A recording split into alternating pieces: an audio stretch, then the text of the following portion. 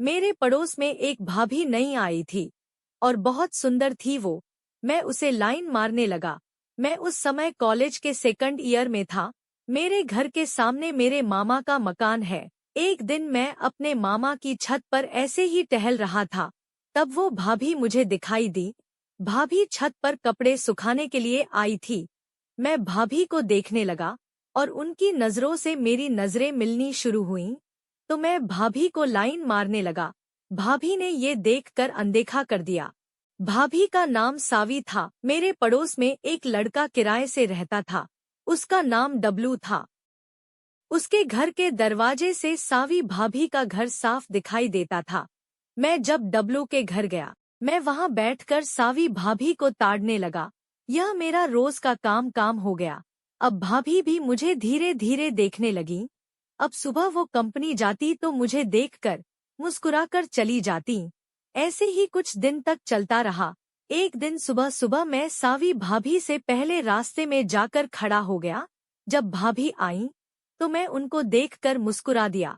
भाभी मुझे देखकर कहने लगी, आप यहाँ क्या कर रहे हो? मैंने कहा, बस भाभी जी, आपके आने का इंतजार कर रहा था। भाभी क्यों? मैंने बेधड़ कह दिया कि मुझे आपका मोबाइल नंबर चाहिए। उन्होंने मुस्कुरा कर कहा, अभी नहीं, शाम को दे दूंगी। मैंने कहा, ठीक है भाभी जी, मैं इंतजार करूंगा। कुछ समय बाद रात के करीब 8 बजे काले सूट में भाभी गली के बाहर आईं और कुछ फेंक कर मेरी तरफ देखकर मुस्कुराती हुई चली गईं। मैं समझ गया कि मेरा काम बन गया। उस कागज को मैंने निकाला और खोल कर देखा तो कागज पर मोबाइल नंबर लिखा था।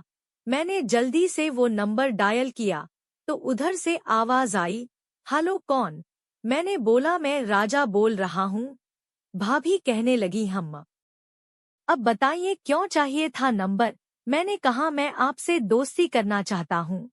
भाभी ने कहा, क्या करोगे दोस्ती करके? मैंने कहा, मैं आपसे प्यार करने लगा हूँ।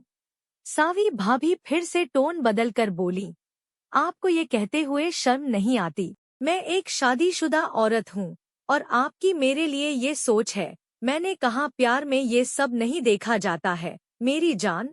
भाभी हंसने लगी। ऐसे ही 2-3 दिन निकल गए।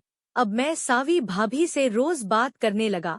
एक दिन सावी भाभी ने मुझे आई लव यू कह दिया।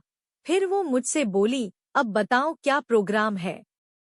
मैंने भाभी से कहा, मैं आपसे मिलना चाहता हूँ।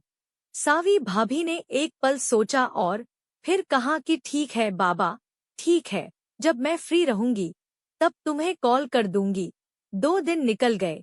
तीसरे दिन सावी भाभी का फोन आया और उन्होंने बताया कि आज रात वो मुझसे मिलेंगी। मैंने कहा, कहाँ? सावी ने कहा, मेरे घर पर ही। यह बात सुनकर मैं खुश हो गया। अब शाम हो गई।